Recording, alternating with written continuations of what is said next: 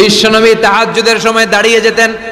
ছোট্ট একটা ঘরে চাটাইয়ের উপরে বিশ্বনবী মা এসে শুতেন, গাদাগাদি করে জায়গা নাই। মাঝরাতে বিশ্বনবী তাহাজ্জুদের জন্য দাঁড়াতেন, আল্লাহু আকবার বলে দাঁড়িয়ে যেতেন, নামাজ শুরু করে দিতেন। বিশাল বড় সূরা পড়তেন, কিরাত পড়তেন, রুকু করতেন, কিন্তু সিজদার জায়গায় সিজদা দেওয়ার জায়গা নাই। সিজদার জায়গায় মা এসা পা বিছিয়ে শুয়ে আছে।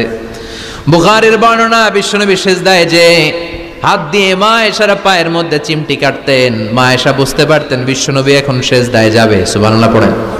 মা এসা বুঝতে পেরে পা দুইটা সরিয়ে নিতেন, বিশ্বনবী সিজদা দিতেন। সিজদা দিয়ে বিশ্বনবী যখন আবার দাঁড়িয়ে যেতেন, মা আয়েশা পা বিছিয়ে আবার শুয়ে পড়তেন। কি ইবাদত ছিল বিশ্বনবীর! হাত্তা তাতাওয়াররামু খাদামা। মা আয়েশা বলতেন বিশ্বনবী দাঁড়িয়ে থাকতে থাকতে এত সময় ধরে তাহাজ্জুদের সালাত পড়তেন, ওনার পা গুলো ফুলে এরকম টিউমারের মতো মোটা হয়ে যেত। সুবহানাল্লাহ পড়বেন না? দাঁড়িয়ে থাকতে থাকতে বিশ্বনবীর পা গুলো টিউমারের মতো মোটা হয়ে যেত। প্রথম রাকাতে বাকারা, আলে ইমরান পড়ে ফেলতেন। সুবহানাল্লাহ পড়েন। বিশ্বনবীর পা যেন ফেটে যাবে, এভাবে হাত বেঁধে দাঁড়িয়ে থাকতে থাকতে বিশ্বনবীর হাতগুলো বাঁকা হয়ে যেত, ব্যথা হয়ে যেত। বিশ্বনবী তখন হাত দুইটা ছেড়ে দিতেন। আবার যখন এনার্জি ফিরে পেতেন, যখন বিশ্বনবীর ভাল লাগতো, আবার হাত বাঁধতেন। পড়েন সুবহানাল্লাহ। তার মানে হাত ছেড়ে দিও নামাজ পড়া যায়। হাত ছেড়ে দিও। মালিকি মাযহাবের কিছু স্কলাররা ওনারা মত নিয়েছে, ওনাদের অনুসারীরা এরসাল করে, আমাদের দেশে কেউ বাদে এইভাবে, কেউ এইভাবে, কেউ এইভাবে। মালিকিরা বাদেই না, কেউ বাদবই না, কি করবি কর, আছে না নাই? আপনি যদি হজ করতে যান মক্কা মদিনায় এই আমলগুলো দেখতে পারবেন। এটা সুন্নাত একটা আমল। হাত ছেড়ে দিলেও যেখানে সালাত হয়ে যায় ওই জায়গায় কই বাঁধবে এই নিয়ে কিলাকিলি আছে না নাই? উপরে না নিচে, আমিন জোরে না আসতে, আছে না নাই? বিশ্বনবী লম্বা সময় দাঁড়িয়ে তাহাজ্জুদ পড়তেন। তাহাজ্জুদ পড়লে আপনার মর্যাদা বাড়ায় দিবে কে? সাইয়েদনা জিবরাইল বললেন ইন্না শারাফাল মুমিন ফি কিয়ামিল লাইল। বিশ্বনবী বললেন জিবরাইল এসে আমাকে বলে গিয়েছে মুমিনের মর্যাদা তাহাজ্জুদের নামাজের ভেতর। সুবহানাল্লাহ পড়েন। তাহাজ্জুদের নামাজ পড়লে মর্যাদা বাড়ায় দেয় কে? দুই নাম্বার কুরবাতুন ইলাল্লাহ। তাহাজ্জুদের নামাজ পড়লে আল্লাহর সাথে নৈকট্য বাড়িয়ে দেয় কে? আল্লাহর সাথে কানেক্টিভিটি আপনার বেড়ে যাবে। আমাদের দুনিয়াতে সব জায়গায় কানেক্টিভিটি আছে। এমপির সাথে হাত আছে, চেয়ারম্যানের সাথে হাত আছে, ওই এসআই এর সাথে হাত আছে, পুলিশের আইজির সাথে হাত আছে, কিন্তু আল্লাহর সাথে হাতটা নাই। কথা কন। আসল জায়গায় কানেকশন লাগানো দরকার। চিল্লায় বলেন ঠিক কি না? মান লাহুল মাওলা ফালাহুল কুল্লু। যে ব্যক্তি আল্লাহর হয়ে যায় গোটা বিশ্ব তার হয়ে যায়। যে সব জায়গায় যে ধর্ণা দেয় আল্লাহর কাছে ধর্ণা দেয় না, তার কোনো মর্যাদা নাই। আর যে ব্যক্তি সব দিক থেকে মুখ ফিরিয়ে আল্লাহর কাছে যায় গোটা বিশ্বের সবাই তার দিকে তাকিয়ে থাকে। এজন্য সম্পর্কটা লাগাইতে হবে কোন জায়গায়?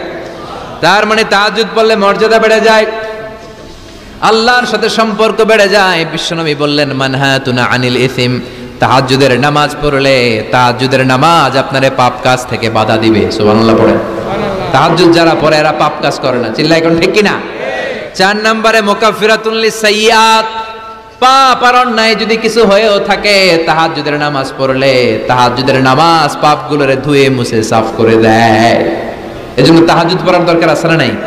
ঘুমের আরবিতে কিছু নাম আছে। ঘুমের একটা নাম হচ্ছে আন-নুআস। নুআস মানে ড্রোজিনেস। বাসে বসে আছেন, বাসও ঝুলে আপনিও ঝুলতেছেন, এরকম হয় না? ঝিমুনি, এটার বলে নুআস।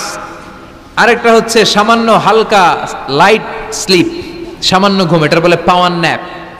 হালকা হালকা ঘুম, ঘুমও আসছে, আবার কে যেন কথা বলে ওইটাও শোনা যায়, এরকম ঘুম আছে না নাই? এটার বলে সিনা। আরবিতে এটার কি কয়? সিনা। আরেকটা হচ্ছে ভালো ঘুম, এটার বলে নাউম। এটার কি বলে? তাহলে পাইলাম নুআস, সিনা, নাউম। আরেকটা হচ্ছে জন্মের ঘুম। কিরকম ঘুম? এমন ঘুম যেই ঘুমে ডাকলেও মানুষ ওঠে না, যেটা শেষ রাতে আমাদের যেই ঘুমটা হয় রাত 3টা 4টার দিকে কম্বল টেনে টেনে আরেকটু ঘুমাইতে মনে চায়, এরকম একটা ঘুম আছে না নাই?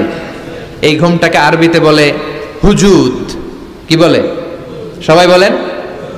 এই হুজুদের ঘুমকে স্যাক্রিফাইস করে ওই টাইমে যে সালাতটা পড়া হয় ওই সালাতকে আরবিতে বলে সলাতুল হুজুদ বা সলাতুত তাহাজ্জুদ। সুবহানাল্লাহ পড়বেন না?